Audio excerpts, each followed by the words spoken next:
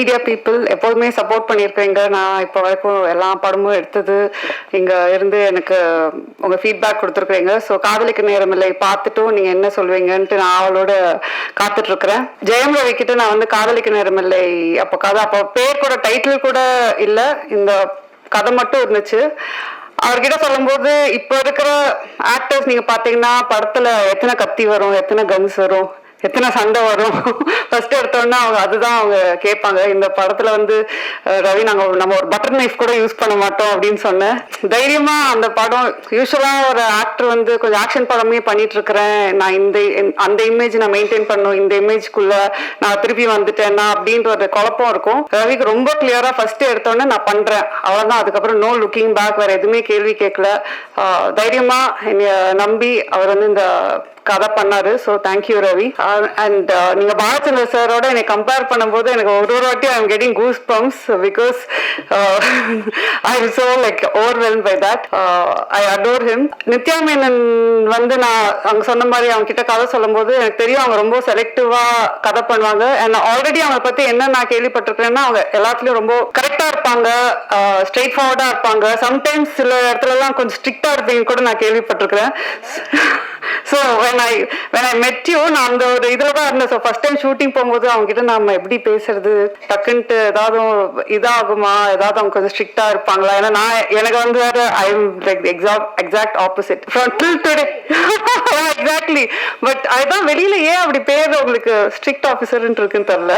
Till today I feel like that it's a friendship that is going to last for எவர்ன்ற மாதிரி தான். So அந்த அளவுக்கு வந்து கம்ஃபர்ட், அந்த அளவுக்கு காதலிக்க நேரமில்லைக்கு ஒன் ஆஃப் த மெயின் பில்லர்ன்னு சொல்லலாம். சொன்ன மாதிரி ரவி சொன்ன மாதிரி அவங்களோட கேரக்டர் அந்த போல்டா அதை ஏத்துட்டு பண்றது வந்து நிறைய பேர் அது பண்ண மாட்டாங்க. So thank you Nithya. And Vinay வந்து அவர் இந்த படத்தை ஓகே சொல்ல எனக்கு ஃபர்ஸ்ட் டைம் மீட் பண்ண படம் அவருக்கு கதை சொல்லும் போது அப்படியே யோசிச்சாரு, கிரு ஓகேயா இது வந்து எப்படி அது மாதிரி ஏதாவது டைப் காஸ்ட் பண்ண அதெல்லாம் எதுவுமே இல்லை Vinay. we have to break certain things in society, we have to normalize a lot of things அப்படின்னு சொல்லும் போது அவங்க okay I completely trust you அப்படின்னு சொன்னதுதான். அவர் இன்னைக்கு வரைக்கும் அவர் ஃபுட்டேஜ் எப்படி என்ன ஏது எதுவுமே கேட்கல. அவர் வந்து ஐ திங்க் அதனாலதான் அவர் one of the like best actors where he is willing to do different characters. In fact நான் அதுக்கு முன்னாடி 2-3 பேர் கிட்ட கேட்கும்போது அவங்களும் ஒரு பயத்துல இருக்கிறாங்க. ஐ திங்க் ஒரு ஆக்டரா பயப்படவே கூடாது. You should try. லைக் நீங்க சொன்ன மாதிரி you might fail, it might not work out, but நீங்க ட்ரை பண்ணலன்னா தென் ஆக்டரா இருக்கும்போது நாங்க டைரக்டர்ஸ்லாம் more actors should come, more characters அப்பதான் நாங்க எழுதுவோம், மோர் புதுசா ட்ரை பண்றதுக்கு நீங்க ஒரு ஸ்கோப் கொடுத்தீங்க. அண்ட் டிஜே பாண்டு வந்து நான் ஏற்கனவே சொன்ன மாதிரி அவங்க வந்து கொஞ்சம் ரொம்ப யோசிச்சாங்க. ஒரு சப்போர்ட்டிங் ஆக்டரா ஆனால் ரொம்ப இம்பார்ட்டண்ட்டான ரோலா எனக்கு very close to my heart அந்த கேரக்டர். ஸோ ஃபர்ஸ்ட் வந்து இல்லை ஐ எம் நாட் டூயிங், நான் வந்து மெயின் லீட்ஸ் கொஞ்சம் பண்றேன், பட் இது வந்து ஒரு ஸ்மால் பட் இம்பார்ட்டன்ட் ரோலா இருந்துச்சு. ஃபர்ஸ்ட் பண்ணலன்ட்டாங்க. அதுக்கப்புறம் என் டீம்ல வந்து ஒரு 20 பேர் போட்டோ காட்டியிருப்பாங்க, 20 பேரோட வீடியோஸ் காட்டினாங்க, எல்லாமே காட்டினாங்க. நான் எல்லாத்தையும் பார்த்துட்டு இவங்க நல்லா இருக்காங்க, ப்ரொடக்ஷன் எல்லாருமே சொன்னாங்க. எல்லாம் அந்த 20 பேரையும் பார்த்துட்டு வந்து திருப்பி நான் டிஜே பானுல தான் வந்து நிற்பேன். திருப்பி அவங்களுக்கு ஃபோன் பண்ணுவேன், கொஞ்சம் கன்சிடர் பண்ணுங்களேன், இல்ல பரவாயில்ல, திருப்பி ஒரு ரவுண்ட் போகும். அது மாதிரி ஃபைனலா வந்து சரி இவங்க நான் நடிக்கலன்னா இவங்க என்னை விட மாட்டாங்கன்ற இதுலயே அவங்க வந்து ஓகே சொன்னாங்க. So I am happy. நான் அவங்க கிட்ட சொன்னேன், ரமன் சார் வந்து அவங்களோட டீமுக்கு வந்து ஒரு சாங் அவ்வளோ பியூட்டிஃபுல்லா அவங்க போட்டு வச்சிருக்காங்க. So at least for that reason I think you should be really happy doing this film. And of course Yogi Babu வந்து காஸ்ட் பண்றதே வந்து படத்துல யோகி பாபு இருந்தாருன்னா ஷூட்டிங் அவர் வந்துட்டு போனாவே கலகலன்னு இருக்கும். நான் சொன்ன மாதிரி பாப்கார்ன் இல்லாம படம் பார்க்க முடியாத மாதிரி தான் தமிழ் படம், யோகி பாபு இல்லாம ஒரு தமிழ் படம் எடுக்க முடியாது. ஸோ யோகி பாபுவும் இருந்துட்டு நாங்க வந்து ஜாலி பண்றதுக்கே அவர் வந்து காஸ்டிங் பண்ணிக்கலாம்.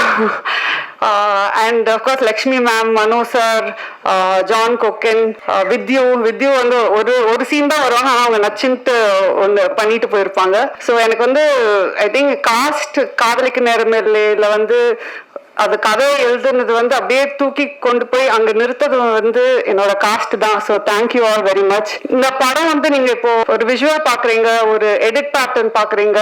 இந்த படம் இந்த அளவுக்கு வந்து எனக்கு ரொம்ப திருப்தி கொடுத்துருக்குன்னா இவங்க 2 பேக் போன் தான் சொல்லுவேன். கேமிக் அவரோட விஷுவல் நீங்க படத்தை பார்க்கும்போது I feel I not seen Tamil film like that comic till date at least maybe in recent time. எனக்கு அவ்வளோ நானே என்ஜாய் பண்ணி அந்த விஷுவல்ஸ் வந்து பார்த்துட்டு இருக்கிறேன்.